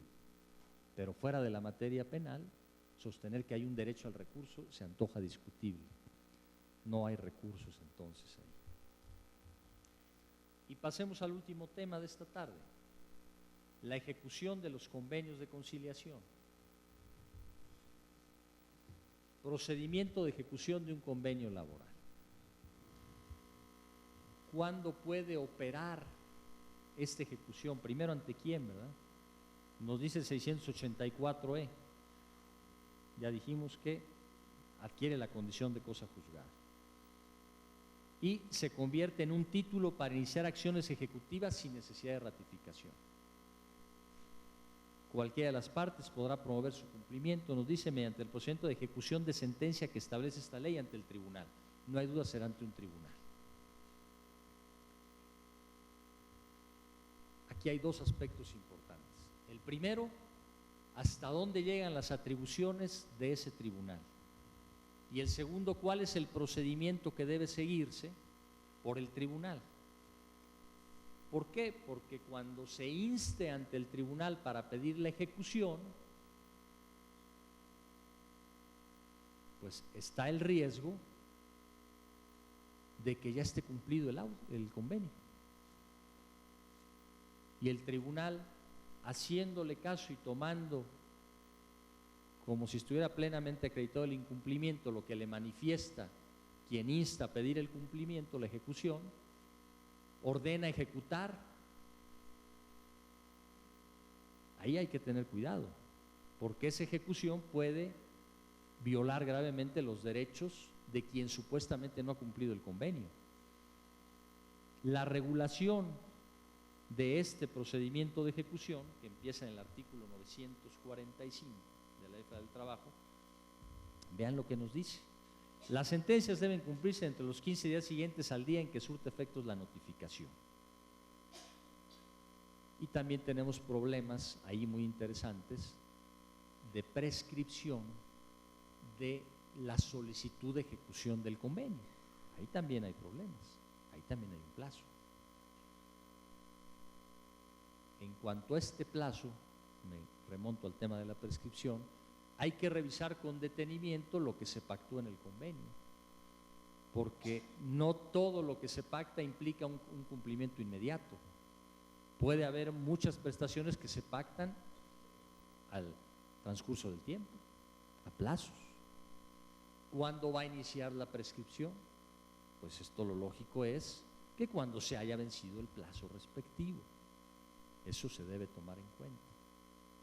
No es una prescripción a rajatabla de lo computamos a partir de que se celebró el convenio. ¿Ya transcurrió el plazo de prescripción? No, hay que revisar el convenio, a qué plazos se pactó que se cumpliría con lo acordado. Eso es importante. Y eso la ley no da claridad, está lejano de dar claridad al respecto. Pero ya que se acude con el tribunal, ya que no hay un problema de prescripción, entonces viene tanto el tema del procedimiento a seguir por el riesgo de que sea falso el incumplimiento. Generalmente será el patrón el que se supone que no ha cumplido y el trabajador dirá, pues se ejecuta. Así va a acudir el actuario y le va a solicitar que pague, y si no paga va a ejecutar y va a embargar. Me parece que la regulación no puede ser en esos términos. No es lo mismo cuando se trata de la ejecución de un laudo, de una sentencia, donde el tribunal tiene más elementos para conocer a plenitud lo que ha sucedido porque ha requerido, a cuando viene el trabajador y le dice no ha cumplido el convenio, vámonos con todo sobre el patrón. Creo que ahí debe haber precaución, debe haber prudencia del juzgador, que no sea excesiva, porque también puede provocar alertar al patrón y que el patrón realice lo conducente para no cumplir, porque efectivamente no había cumplido.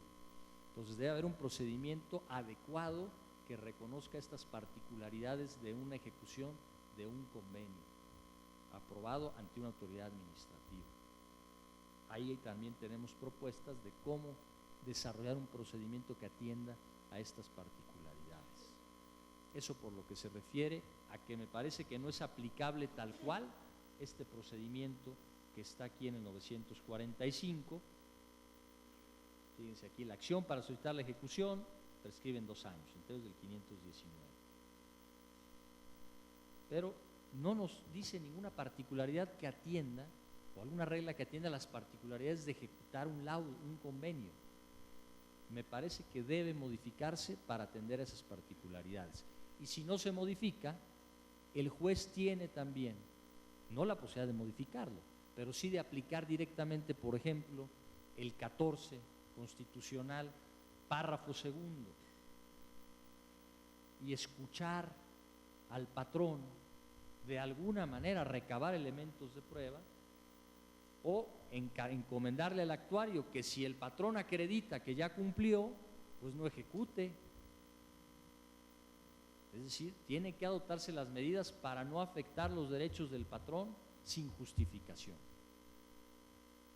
Ahí hay un tema entonces. Y el otro tema que ya les anuncié de alguna manera es qué atribuciones tiene el juez cuando va a ejecutar respecto de la validez del convenio. ¿Puede revisar la competencia? ¿Quiere hacernos una pregunta? Gracias. La ejecución, ¿cómo se le haría? Entiendo, y me disculpo si no me expreso correctamente en la cuestión laboral, si tenemos una medida cautelar y vamos a pensar que es un embargo precautorio, pues creo que en esos términos no habría ningún problema para poder de acuerdo, ejecutarlo, ¿no? De acuerdo. O no sé si estoy equivocado, pero creo que sería una medida muy, dice usted, razonablemente el juez debe de actuar. Creo que ese sería un... Sí, cuando está la medida cautelar, pues el juez, vamos a suponer que ya dictó la medida cautelar, ¿verdad? Claro. Que hay convenio de conciliación ante el órgano de conciliación. Así es. Sí. Y por alguna razón dictó la medida cautelar, y qué bueno, a favor del trabajador. Y viene el convenio, y el convenio implica prestaciones. Así es. Ahí habría que ver qué determina el juez, porque si ya está la medida cautelar, solo lo convierte en embargo definitivo, así es. sin mayor problema. Claro que puede también el patrón decir, pues aquí pago y ya, y levanta el embargo, ¿no? Queda la posibilidad, sin duda. Pero el problema es cuando no hay la medida precautoria. Cuando no hay medida precautoria, ¿sobre qué va? Habría que verse ese tema. ¿Sobre qué va? Y ahí está el tema de la audiencia del patrón, porque el patrón puede llegarle a ejecutar y decir, mira, yo ya pagué, es falso lo que dice el trabajador. Pues no importa en lo que se ve si es falso o no, te embargo. Eso es discutible. Muchas gracias. Entonces tal vez el actuario incluso tiene que regresar y dar cuenta al juez y decir, oye, mira, me trajo todo esto, me entregó todo esto, y el juez valorarlo, darle vista también al trabajador y resolver. Pero no creo que a rajatabla pueda ir el actuario y no permitir que el patrón le acredite que ya pagó, que ya cumplió con el convenio.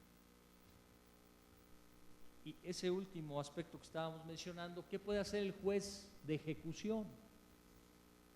El juez va a considerar que es un ejecutor y va a decir, pues aquí está el convenio, vamos a ejecutarlo. O el juez tiene atribuciones desde la Constitución para verificar si se celebró ante autoridad competente. Claro que opera la cosa juzgada y el juez no puede violar la cosa juzgada. Habrá cosa juzgada si alguien ya se pronunció sobre la competencia, pero nadie se pronunció de la competencia. Nadie impugnó el convenio, no se impugnó, tal cual lo aprobó el órgano de conciliación local, se pretendió ejecutar, incumplió el patrón y le piden la ejecución al juez local. Y el juez local dice, pero esto no es local, esto es federal y nadie lo ha impugnado. Ahí está la duda si el juez puede analizar ese tema de competencia. O el juez decir, bueno, en competencia no me meto porque dice la Ley Federal del Trabajo que son válidos los convenios celebrados ante autoridad incompetente. Voy a considerar que es válido ese artículo y no me meto al tema de competencia. Pero sí me dice la Constitución que no puede haber renuncia de derechos. Y yo estoy viendo claramente que los antecedentes, los hechos sobre los que se convienen, le generan al trabajador determinados derechos y lo que se convino viola sus derechos. Va a cerrar los ojos el juez y va a decir, pues no es mi problema, y que se ejecute, porque pues algo le va a tocar. Ahí hay una disyuntiva importante, porque de que se ejecute un 10% a que no se ejecute nada, hay un tema importante, ¿verdad? ¿Será válido entonces el convenio en el porcentaje que se va a ejecutar, pero hay una omisión en lo convenido y hay que requerir que se vuelva a convenir? Se generan múltiples interrogantes que no son de sencilla solución. Pero para evitar que el juez de ejecución esté reflexionando sobre esos temas, es importante que en el procedimiento y en las etapas previas estén de tal forma regulados que se cierren, sin duda, porque hay un análisis de competencia, porque hay un análisis claro sobre renuncia o no de derechos, y en la medida en que eso esté ya bien regulado, jurídicamente podremos decir hay cosa juzgada. Ya se pudo impugnar, hubo una vía para impugnarlo, decidieron no impugnarlo porque está clara la vía de impugnación. Pero si no hay esa claridad, entonces surge la posibilidad de que el juez diga, pues aquí nadie controló la validez de este convenio y yo, en ejercicio de control derivado del primero párrafo tercero, velo por los derechos humanos del trabajador. Pero será velar por los derechos humanos, decir, no vale el convenio porque le van a pagar 10 cuando él le deben 1000. ¿Y los 10? Porque el trabajo se va a quedar sin los 10. ¿O cómo va a encontrar el juez el camino para decir, el convenio vale por estos 10, pero hago de tu conocimiento, trabajador, que el convenio no es válido por omisión porque tú tienes derecho a lo demás? Ahí tendrá que encontrar el juez que conozca de la impugnación de los convenios o el juez que conozca de la ejecución el camino para lograr una articulación de los derechos en juego y no dejar al trabajador en estado de indefensión. No hacerse, no usar esas palabras, ahora sí han usado, de la vista gorda y eso, no omitir el ejercicio de sus atribuciones, pero tampoco afectar los derechos del trabajador y lo que ya ganó en el convenio, lograr que se ejecute. Y el resto reflexionar cómo hacerle ver al trabajador que aún están vivos sus derechos y que ese convenio no implica la cancelación de todos los derechos que derivan de los hechos que se acordaron. Ahí hay un problema interesante. Yo estoy a sus órdenes para cualquier otra interrogante. Muchas gracias por su presencia.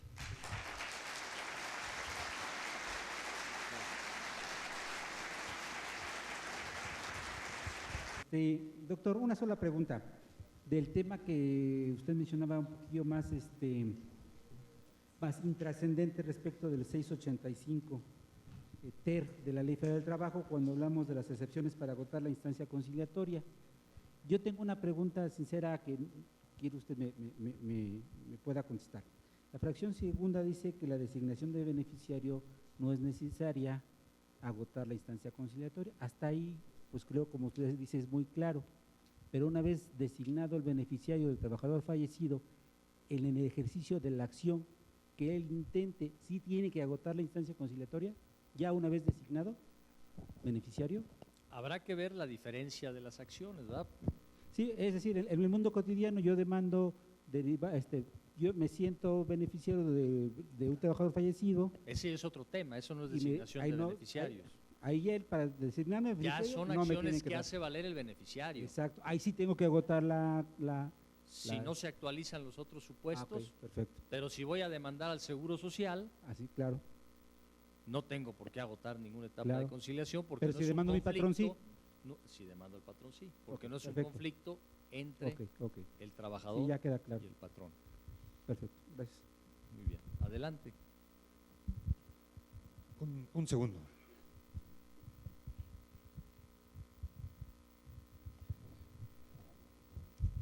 Gracias. Antes que nada, maestro, felicitarlo y pues agradecerle su presencia en la tarde de hoy aquí con nosotros.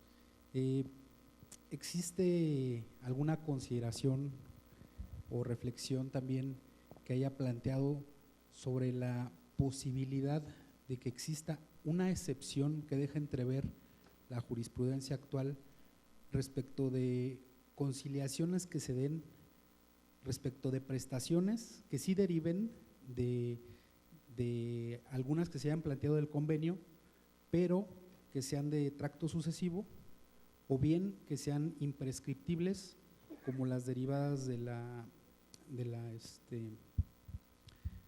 jubilación, de la pensión por jubilación? Hay que ver con cuidado, porque si hablamos de un convenio, ahí hay que distinguir lo que son las pensiones que derivan de la ley y las que son prestaciones extralegales que ya derivan de un convenio. Y hay que ver la jurisprudencia, lo que nos dice al respecto, pero es un tema de imprescriptibilidad.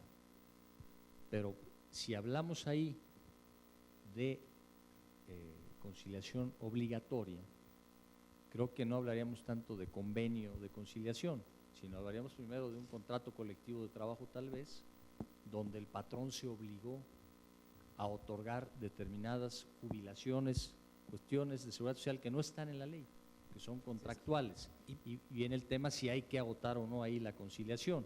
Me parece que ahí sí es un conflicto entre el patrón y el trabajador, aunque derive el derecho del contrato colectivo. Me parece que, espero sí responderle su planteamiento. Gracias. Bien, sería la última, perdón. Sí.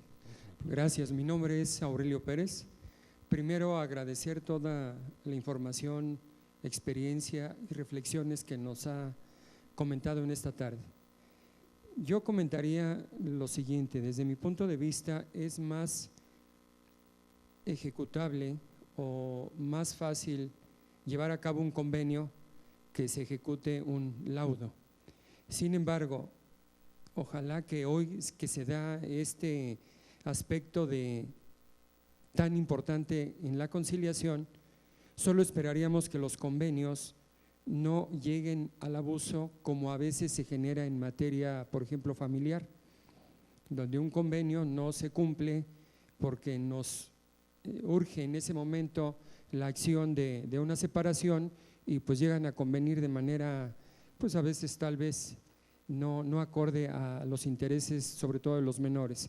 Aquí pudiera suceder algo parecido. Quiero acabar rápido en esta etapa de conciliación y posteriormente o que no se ejecuten con mayor celeridad o se den su cumplimiento o se caiga en un exceso. Simplemente a manera de reflexión y agradecerle su información. Muchas gracias. A ustedes. Aquí el problema que tenemos no solo en la jurisdicción laboral, sino en todas las jurisdicciones, es el cumplimiento de las resoluciones y el cumplimiento de las leyes. De nada nos sirve ir mejorando las leyes, invertir en tribunales, en capacitación, si al momento de querer ejecutar las determinaciones judiciales nos encontramos con una situación de hecho donde no prevalece el Estado de Derecho. Eso pues provoca que los justiciables abandonen los tribunales y busquen que otras fuerzas reales de poder sean las que administren justicia, y eso es un grave riesgo para cualquier sociedad. Pero sí, lo que plantea se debe tomar en cuenta, porque desde el derecho se pueden adoptar las medidas para corregir esa irregularidad en los hechos, pero son medidas drásticas, medidas complejas, que en algunos contextos políticos o sociales se ve que va a estar difícil que se adopten. Ojalá y cambien esa situación y veamos que sí, pues se cumpla el Estado de Derecho. ¿Alguna otra pregunta? ¿Alguna compañera que quiera preguntar algo? Ok, tenemos por cuestión de tiempo una más. Una más. Aquí está ok, una mujer bueno, que quiere preguntar. Pues ya alzó la mano, vamos con el micrófono inmediatamente. Claro que sí, con todo gusto.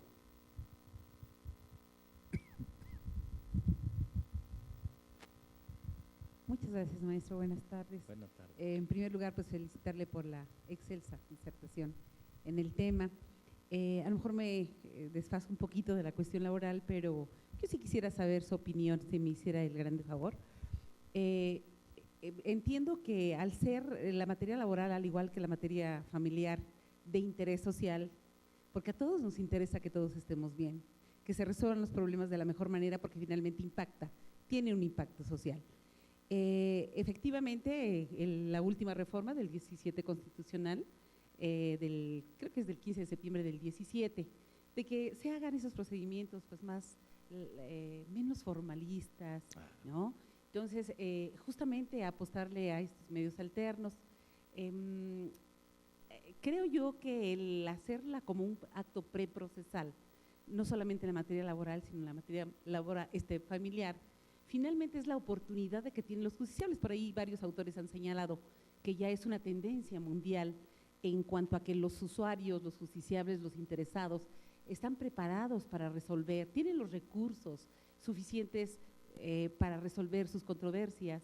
Si esto es así, creo yo que la situación sería no el tema de que se lleve como una etapa preprocesal obligatoria, sino el obligar a hacer un convenio, que eso es totalmente diferente, sino que sí se agote, porque finalmente también en la mediación, conciliación y bueno, aquí restauración, en materia familiar, se les dan los elementos para el efecto de que ellos visualicen los pros, los contras y especialmente los beneficios de estos medios alternos. ¿Por qué no apostarle? Creo yo que sería eso, o sea, la etapa sí que la lleven, que se lleve a cabo preprocesalmente y bueno, finalmente si desean convenir, esa es una cuestión distinta, que ahí se vería la distancia. Sí quisiera saber su opinión en ese sentido, maestro, y mil gracias. Gracias a usted. Sin duda que, por una parte, la realidad es compleja. La realidad es compleja y me parece que hay una diferencia, un matiz importante que distingue los conflictos familiares de los conflictos laborales. Y me parece que en el conflicto laboral, teóricamente hablando, no estamos ante sujetos opuestos en sus intereses, teóricamente hablando y por lo regular. Es decir, porque creemos que si formaron una familia, con las particularidades de las diferentes formas de familia, pues si se formó una familia parece que hay un cierto interés de continuar adelante como grupo. Pero en la materia laboral, de suyo, creo que la naturaleza de la relación es diferente. ¿Por qué? Porque necesariamente persiguen fines diferentes, por más que querramos hacer coincidir los intereses del patrón y del trabajador, sabemos que al final del día son diferentes. Son ganancias que se buscan hacia esferas jurídicas diferentes. En el ámbito familiar me parece que no hay esa problemática en principio. No cabe duda que habrá familias donde hay problemas económicos fuertes, que cada uno quiere jalar por su lado con lo económico. Pero creo que la esencia de la familia es diferente a la esencia del vínculo laboral. Me parece que ahí hay una diferencia importante. Y por otro lado, también la realidad es compleja, porque podemos decir a nivel mundial hay alguna tendencia, pero habrá que ver las particularidades de cada sociedad. No es la misma educación, la misma situación económica, educación en términos generales, ¿verdad?, amplios, proporcionada por el Estado, por los medios de comunicación, por el trato cotidiano entre las personas. No es la misma educación en un país europeo occidental, a un país europeo oriental, a un país africano, a un país de América Latina. Tenemos nuestras particularidades y eso creo que a veces, aunque teóricamente suene muy bien la mediación y la conciliación, pues habrá sociedades donde los hechos revelan que en determinados conflictos es difícil encontrar esa conciliación. En el ámbito laboral hay muchas particularidades.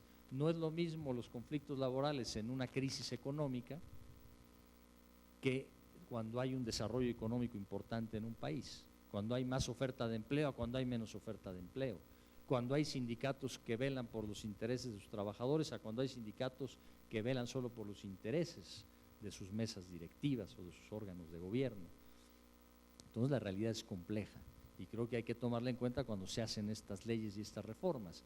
Veamos el caso del Código Nacional de Procedimientos Penales. ¿Atenderá a la realidad de la sociedad mexicana lo que está ahí? Entonces creo que hay que atender a la realidad.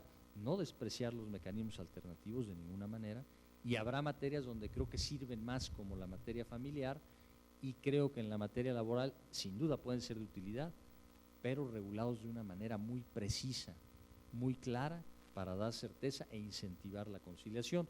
De lo contrario, podemos estar ante un gasto importante del Estado mexicano que no cumpla con los fines de la reforma constitucional.